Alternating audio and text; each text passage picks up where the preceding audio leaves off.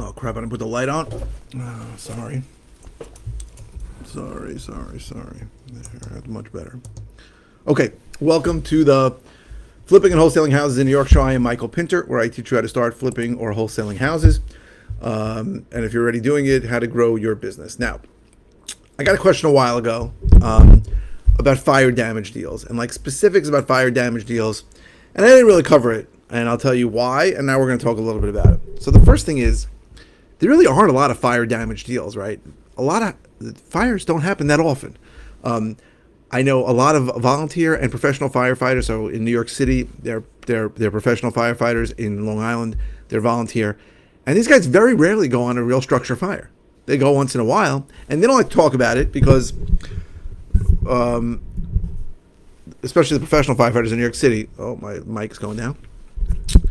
You know, people say they're overpaid because they only work 3 shifts a week. But the truth is, these guys are running into burning buildings, right? Trying to save people like you and me. So I'm fine with it. And I hope they never have a fire call, right? But the truth is, it's rare. So it's rare to get a fire damaged property. I actually bought one, two. I definitely bought one. But there's really nothing that different about it.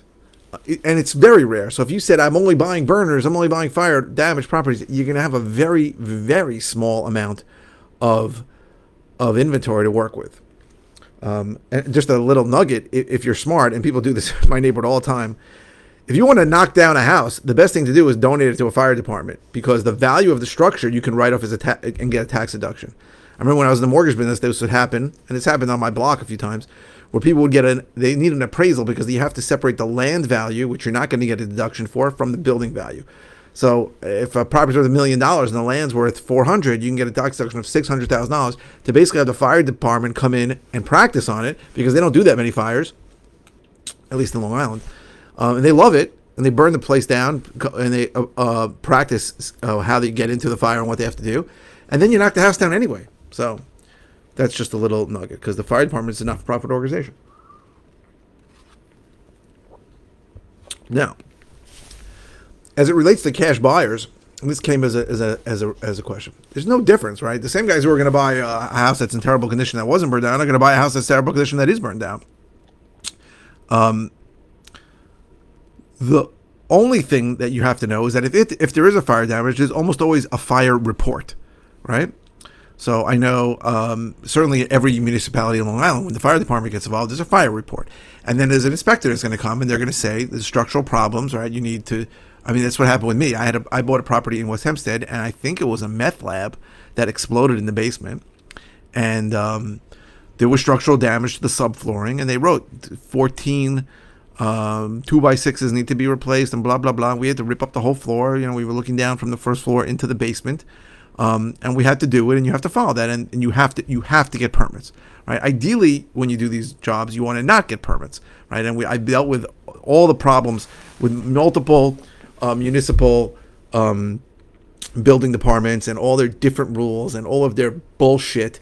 And you want to avoid it if you can, but if it's something serious and it's real structural, you should get permits. But when there's fire, you can't get around it, right? I had a property in Elmwood, I forgot. There was a fire in the boiler room, and I didn't know because it was a long time ago, and I had to sell it, and they said there's an open fire report. I'm like, I don't know what the hell you're talking about. And then I looked out under the sheetrock. There was some scorch. I mean, it was such a minor thing, but anytime we call the fire department, the building department might get involved. So it's no secret, really, for the last 6 years, I'm trying to do as little construction work as possible. I'm never going to get to no construction work, but I'm trying to do as little. It's why I try to wholesale. It's why I try to buy properties that don't need major work, but I still end up doing major and minor work on properties all the time. But I'd like to do less. And one of the reasons is that I really don't like dealing with building departments. The other reason is that I don't like dealing with contractors. Between those two, those were really the biggest stress creators in my life. So I wanted to avoid it, which is why I switched in beginning of 2017 from really buying at auction and from REO, that's real estate owned agents, which means bank owned property, and gut renovating every single house I bought, to marketing direct to sellers and wholesaling as many properties as I can. right? And I love to wholesale everything, but I probably wholesale only half the properties that I buy, and I do the work on the rest, close on them and do the work on the rest. Now, but again, building departments are difficult, right? And so this was an issue in town of Hempstead. Just getting somebody out there was like impossible. And town of Hempstead is 100 times better than town of North Hempstead. Town of North Hempstead is a disaster. I mean, I know tons of flippers, without a doubt, who won't touch something in the jurisdiction of the town of North Hempstead. And I understand it. I do. They are impossible to deal with. It makes no sense. They have lost all sense of responsibility to their constituents. They are ridiculous. During the pandemic, you had to wait 5 weeks to go see a file. I mean, give me a break.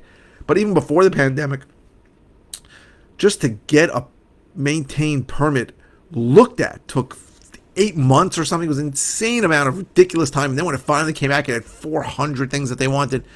Just terrible.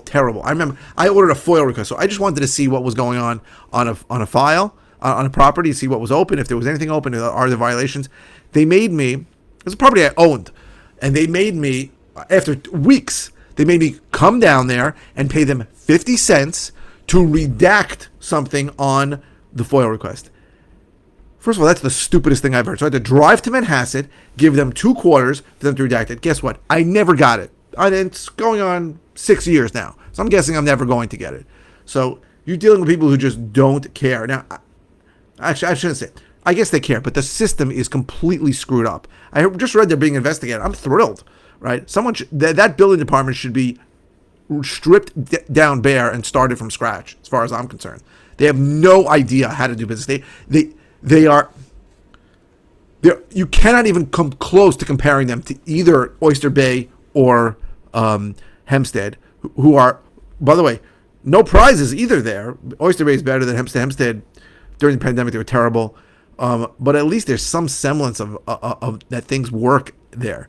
Town of North Hempstead is just a nightmare to deal with. I got to tell you, I would think twice about even moving there if I ever wanted, because the possibility I might have to do work. That's how bad it is. And you'll see, when you look at the multiple listing service, you'll see anomalies in the town of North Hempstead where things are in contract for 3 years. 3 years. Who the hell is in contract for 3 years? And it's because they went to contract, they wanted the house, but there was some kind of permit that needed to be cleared, and it took 2.5 years to do. That's the kind of BS you'll see only in the town of North Hempstead. It's really ridiculous. No excuse for it, right? I mean, if it was a private company, I can't even imagine how quickly they could fix that. It's government at its worst. So back to fire. So the only issue with fire is there's usually a fire report. You have to make sure you follow the fire report. You must file permits every time. And other than that, it's exactly the same. Find the cash buyers, exactly the same. Doing repair estimates, also similar. Just unless any work was done and they didn't clear the fire, it's like the property I had. The fire was so long ago they never cleared the fire report on it. So sometimes people can hide a fire, right? They can, you have a fire. The fire department comes, and it's not that major, so you just sheetrock over it or you paint over it, and then you don't realize that later the building department needs you to fix something that may or may not got fixed, but they have to come and inspect it. So again, I think, another topic that he asked me about. So there's really very little to do. What I found is very often on fire or any kind of damage, flood damage, fire damage, where there's going to be a big insurance payout, the owner is usually better off if the insurance company is going to pay it directly to them to take the insurance payout and then sell the property to somebody like me, to an investor. They usually end up better off. And I've approached many people like that, and I said, listen, don't do the work yourself, please. Just take the money and take my offer and run. And I've maybe 24 occasions that people came back to me later who did the work and said I made a huge mistake. Work always costs more. If you don't know what you're doing, you can get screwed over by a contractor. Contractors always find more problems than you think. Much better to sell it to an investor. But you can't convince people of that. It's very hard to. And also, some insurance companies don't pay you directly. They need to pay the contract. It's just stupid. They pay you as the thing on. The insurance companies also pay in the ass. So I think that's it for fire damage. But again, there's no secret way to talk to the seller to tell them that. Some will do it. I mean, sometimes you can offer them more than they think it's worth, and they do the numbers on what the insurance company is going to pay them, and it seems like a better deal. Sometimes it's not. Very often they think the work's going to cost $200,000, and then by the time they're done, it costs $350,000, and that's when they usually regret it. But I think that's it about fire damage property. So I hope this was helpful. If you're interested in all the ways I can help you, go to howtoflipnewyork.com. If you are interested in finding out more about one-on-one coaching I offer, go to coaching.howtoflipnewyork.com. If you're interested in an at-home course, an at-home program I have. I don't want to use the word course. I heard it's a bad word. But the URL is howtoflipnewyorkcourse.com. I need to change that.